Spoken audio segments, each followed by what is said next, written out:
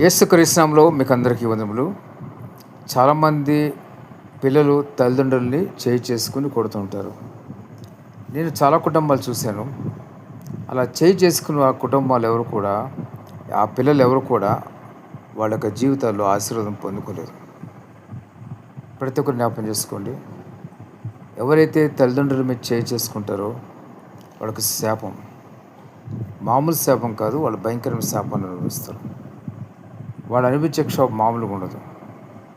ఈ విధంగా ఎవరైతే తల్లిదండ్రుల మీద చేయి చేసుకుంటారో, ఒక సంఘటన చెప్తాను చూడండి. ఈ విధంగా తల్లిని హింసించిన ఒక స్త్రీ యాక్సిడెంట్లో చనిపోయింది. అదేవిధంగా మరి తండ్రి మీద చేయలేపినటువంటి ఒక యవనస్తుడు ఈ రోజున క్షోభ అనుభవిస్తున్నాడు. అదేవిధంగా మరొక యవనస్తుడైతే నా తండ్రిలా చూడదని చెప్తున్నాడు మారుమనసు పొందిన తర్వాత. కానీ ఎప్పటికైనా సరే వాళ్ళు అది అనుభవించి తీరుతారు. ఏది విత్తారో అది కోయక మానదు.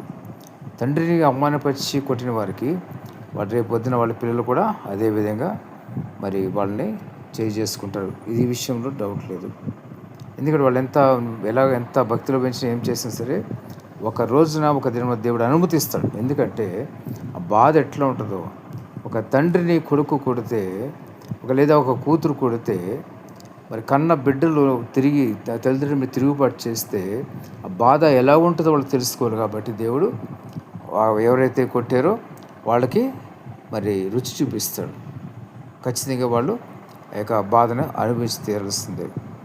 అప్పుడు వాళ్ళకి గ్రహింపు కలగాలి. దేవుడు ఈ విషయాన్ని ప్రతి ఒక్కరికి అనుమతిస్తాడు. ప్రతి ఒక్కరు జ్ఞాపకం చేసుకోండి. మీరు ఎంత పశ్చాత్తాపడినా, ఏం తపస్సు చేసినా కూడా మీరు అది అనుభవించి తీరాల్సిందే. ఎందుకంటే ఒక తల్లిదండ్రుల మీద చేయి చేసుకోవడం మామూలు విషయం కాదు. బయట ఎవరి మీద చేయి చేసుకుంటే అది వేరే విధంగా ఉంటుంది.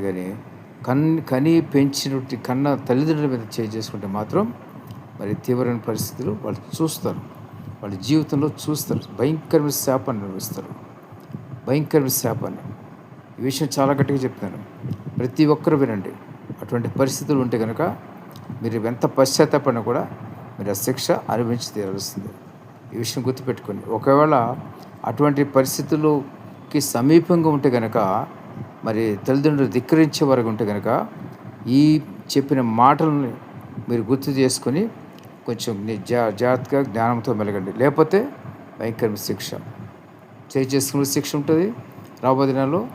అదేవిధంగా ఒకటి చేసుకోవడానికి సిద్ధంగా అటువంటి ద్వేషించే వారు ఉంటే కూడా వాళ్ళకు కూడా భయంకర శిక్ష ఉంటుంది. దేవుడి మాట దీవించి ఆశీర్వదించును గాక. ఆమేన్.